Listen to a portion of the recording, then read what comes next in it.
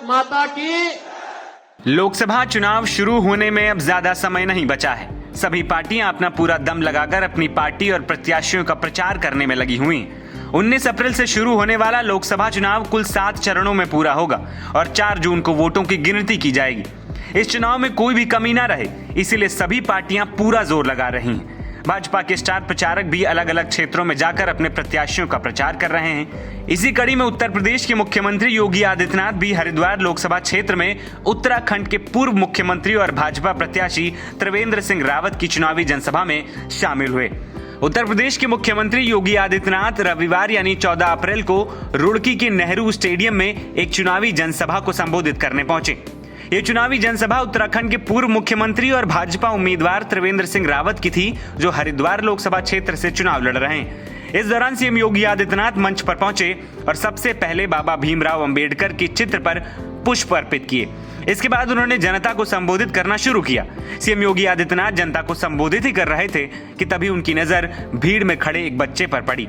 वो बच्चा उनकी ही वेशभूषा धारण कर रखा था और भीड़ में खड़ा था। उसके हाथ में एक गुलदस्ता था। योगी आदित्यनाथ ने बच्चे को देखते ही उसे मंच पर बुलाया और उससे मुलाकात की। इतना ही नहीं, मुख्यमंत्री ने उस बच्चे को लखनऊ आने का न्योता भी दे दिया। नेहरू स्टेडियम में आयोजित चुनावी जनसभा में पहुंचे बच्चे का नाम शौर्य बताया जा रहा है। शौर्य से जब बातचीत की गई तो उसने बताया कि वो मुख्यमंत्री योगी आदित्यनाथ से काफी प्रेरित है और बड़ा होकर बिल्कुल उनके जैसा ही बनना चाहता है। शौर्य के पिता ने भी सीएम योगी आदित्यनाथ का आभार व्यक्त किया कि उन्होंने शौर्य को मंच पर बुलाकर आशीर्वाद के रूप में काफी सम्मान दिया।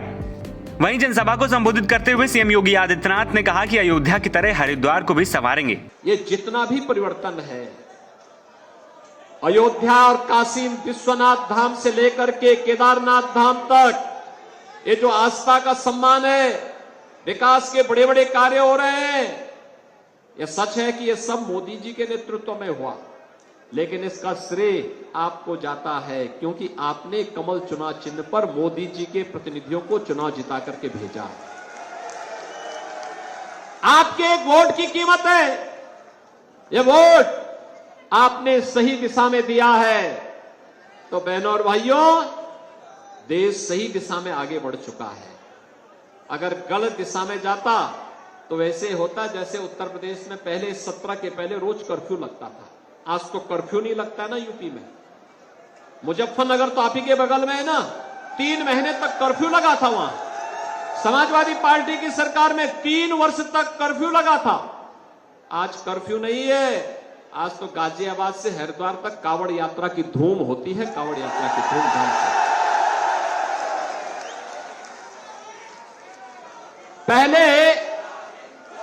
पहले लोग इस बारे में कहते थे, पहले लोगों को इस बारे में चिंता होती थी कि क्या होगा, कैसे सुधरेगा यूपी। मैंने कहा चिंता मत करो, अब तक बेटी और व्यापारी की सुरक्षा 17 के पहले यूपी में खतरे में थी, लेकिन 17 में जब आए हमने कहा देखो सुधर जाओ भाई। सुधरोगे नहीं तो गफलत में मत रहना कि जेल जाएंगे, जेल के पहले जहन्नुम पहुंचा देंगे। और बहनों और भाइयों, आपने देखा होगा, यानी कुछ तो